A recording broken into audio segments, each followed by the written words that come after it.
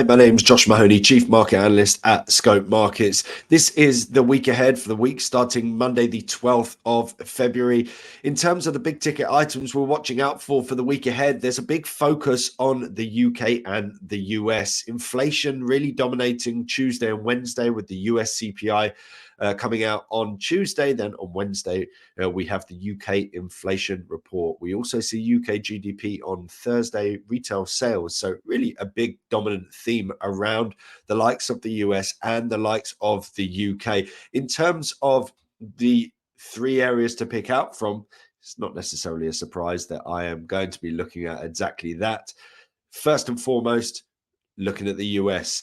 Tuesday, inflation data coming out. Certainly the pushback from the Federal Reserve members recently around the idea of timing and amount of rate cuts for 2024. This is going to play into that once again. So inflation expected to remain largely flat here. I think there's a good chance that we do see a move lower in that inflation rate on the year-on-year basis, but we're still some way away from target. The core reading expected to fall to 3.7 from 3.9. So I do think we're going to see a little bit of disinflation coming into play. But whether this is going to be enough to make markets think that the Federal Reserve are in any position to start cutting rates by 5 times or 525 basis point cuts this year, that seems unlikely. So in terms of what we're going to be watching out for, you're looking at the potential for possible weakness if we're seeing a sort of risk-off move coming into play for the US equity markets and strength for the US dollar. That's what has been playing out for the US dollar, but hasn't necessarily been playing out for equity markets. And for the most part, that's because tech stocks continue to drive equity markets higher. Now, elsewhere throughout the week, we have got that jobs data coming out on Thursday. I don't necessarily think it's going to be too much of a market mover because we did see that move lower in terms of the jobless claims for the week just gone, down to 218K. Industrial production also coming out. And then PPI input prices coming out on Friday. So bear in mind, if we're looking at, say, a chart here on this occasion, we're looking at the Nasdaq. Bear in mind that in terms of the US dollar, we're likely to see greater sort of fluctuations in terms of sentiment over the equity markets. And as we can see here for the Nasdaq, we've been seeing very consistent gains for this market in particular, because this is where we see a big focus on tech stocks. And as we push higher, you can see on a monthly time frame, we're up into record highs now on a regular basis. As we push into fresh record highs, we are aware of the fact that at some point you might see some sort of pullback. Have we seen that come into play recently? No, of course, because we're in the middle of earnings season, and ARM Holdings providing us with a fresh reminder of the strength of demand around chips and around AI. And so markets continue to push higher. But if we did see the inflation rate in the US stay relatively elevated, which seems likely, even if we do see a little bit of disinflation, I think this could play into the idea of a possible further reining in of interest rate expectations. Markets looking for 4 to 5 rate cuts this year. Comments from Powell and a number of other Fed speakers have pointed more towards 2 to 3. So there's still further room for maneuver. If that does provide downside in terms of this market, you're looking at a very well-established uptrend in play. So, any downside, unless we break the 171.37 mark, that for many will just be an opportunity to buy the dip, because this trend is a very strong one. And I don't necessarily think it's about to turn around. So 171.37, if we break that level, we look for a wider pullback to come into play. But until that happens, any potential near-term pullback is likely to be viewed as an opportunity rather than a sign that this market has topped out. In terms of the UK economic data, let's just get my big head out of the way. Here we go. In terms of the UK data, we've got the likes of the UK jobs report coming out on Tuesday. We've also got on Wednesday the UK inflation report. Then we've got GDP on Thursday. Then we've got retail sales on Friday. So there's going to be a massive focus on the UK. And what I want to draw your attention to here is that as things stand, the Bank of England has nowhere near the same kind of pressure to cut rates as the likes of the ECB. Bearing in mind, ECB rates are already lower, and we're likely to see, given the weakness in terms of the economic picture in the Eurozone, and given the disinflationary pathway that I think will soon enough see a move back below 2% and even moving towards 1% for Eurozone inflation, I see grounds for further downside for the euro against the pound. And so what's going to happen this time around, and how could that play into this potential rhetoric? Well, part of it is that we're looking at the moment in terms of questioning, are central banks waiting to see 2% reached? A lot of people are saying, well, look, on a 6-month annualized basis, we're at 2%. That means that we can see rate cuts. Some people are now saying, well, actually, it comes down to wages. What are wage growth and wage expectations looking like? So a number of different areas. But that wage element, the wage aspect, is going to be really key on Tuesday, because as you see on the top section here, average earnings expected to rise back up to 7%. Those underlying inflation pressures are certainly going to be paramount for the Bank of England. And I don't necessarily think that's going to fill them with confidence about the idea that we're going to see a rate cut anytime soon. Same kind of thing in terms of inflation. The year-on-year figure expected to tick higher to 4.1%, albeit for me, I think we're going to see a significant pickup in disinflation in the months ahead. Nonetheless, 4% inflation, 5.1% core inflation, we're not necessarily going to see major movements on that front. So we could see some pound strength around that. One notable thing here is that there's a forecast for a minus 0.5 monthly inflation reading.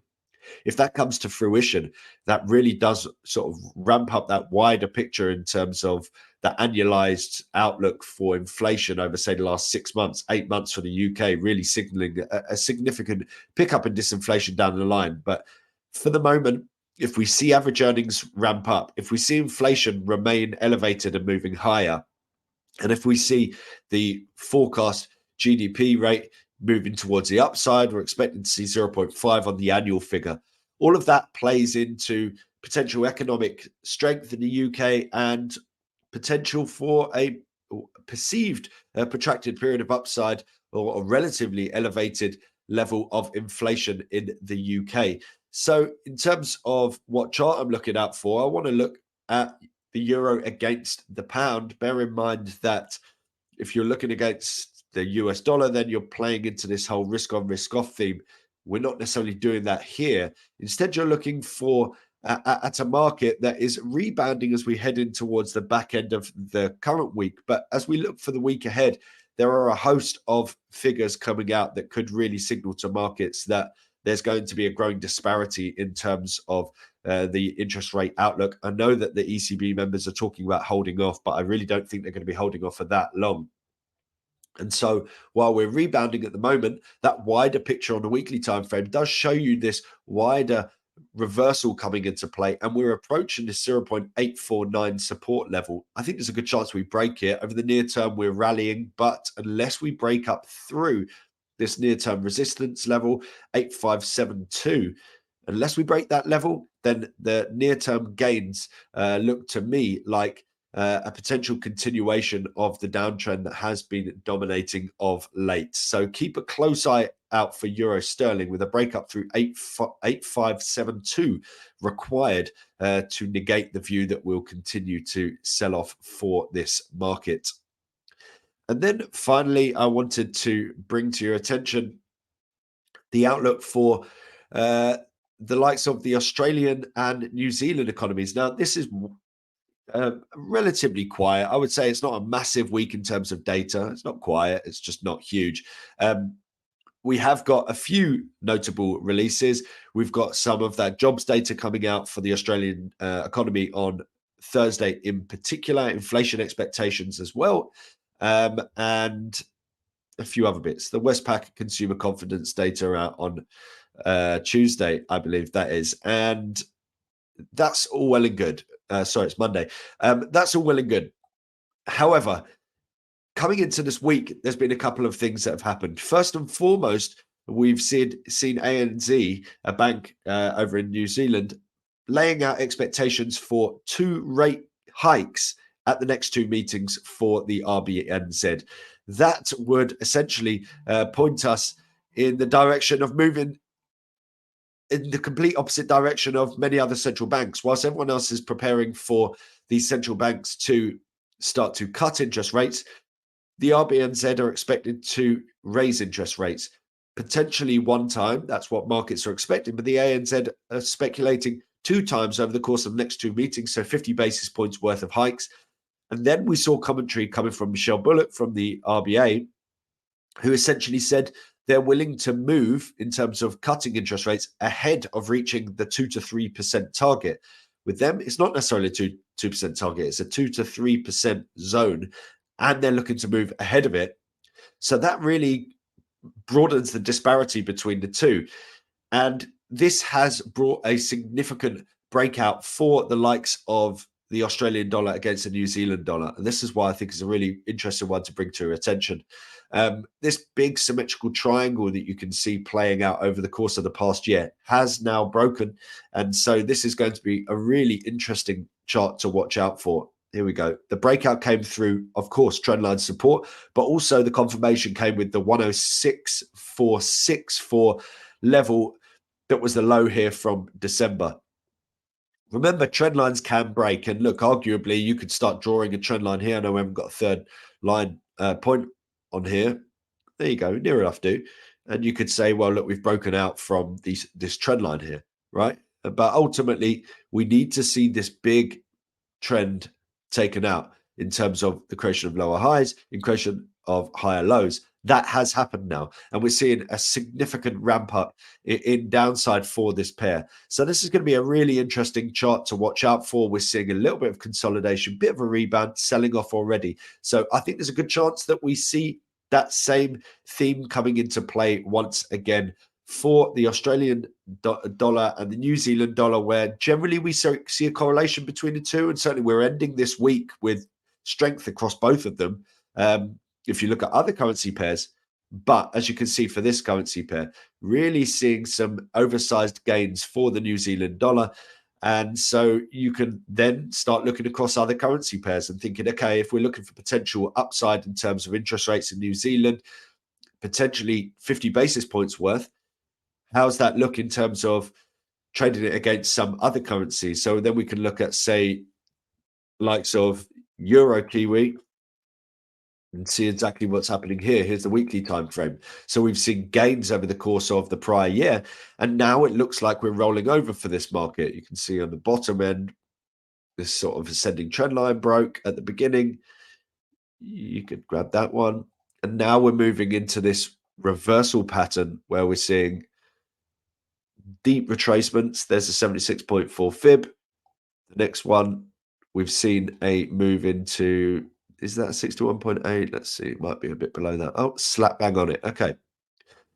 Here's one I made earlier. So reversing lower in terms of Euro Kiwi. So this is another market to be watching out for, as we're seeing people moving away from the euro, because of course we're seeing the possibility of them moving very swiftly in terms of cutting interest rates and moving into the New Zealand dollar. So another chart for you guys to watch out for. Certainly, it's going to be a busy week, a particular focus on the pound, on the US dollar, US markets. Of course, the S&P 500 hit 5,000.